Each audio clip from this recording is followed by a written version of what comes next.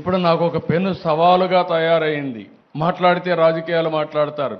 ఒక రాజకీయ party office పైన దాడి చేస్తారు.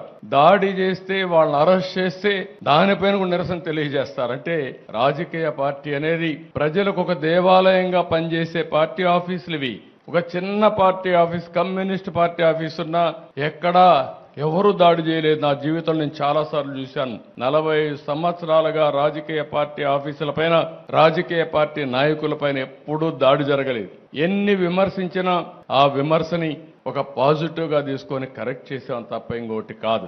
అలాంటి దురదృష్టకరమైన పార్టీ ఓసారి నాకే అనిపిస్తుంది, నేను ఎన్నో రాజకీయాలు చేశా, ఎంతమందితో చేశా, కానీ ఒక నేరస్తుడితో రాజకీయాలు చేయడం అనేది నాకే నామోషి అనిపిస్తుంది. కానీ మీ ప్రజాహితం కోసం నాకు తప్పడం లేదు ఈ యుద్ధం. ఆ విషయం కూడా మీరు గుర్తుపెట్టుకోవాల్సిన అవసరం ఉంది. నిన్న మొన్న మీరు చూశారు, నేను ఒక పక్క బురదలో దిగి, నేను దిగకపోతే మా ఆఫీసర్లు దిగరు. ఎవరు బురదలో దిగకపోతే సమస్య పరిష్కారం కాదు. కాబట్టి నేను బురదలో దిగాను. దిగడం కాదు, ప్రతిరోజు దిగాను. నేను దిగాను కాబట్టి మా ఐఏఎస్ ఆఫీసర్లు అందరూ బురదలో దిగారు. నేను ప్రొక్లైన్ ఎక్కాను, ట్రాక్టర్ ఎక్కాను, నడిచి తిరిగాను. దాంతో మా వాళ్ళు కూడా అక్కడ ఉండి ఎక్కడికక్కడ ముందుకెళ్లారు.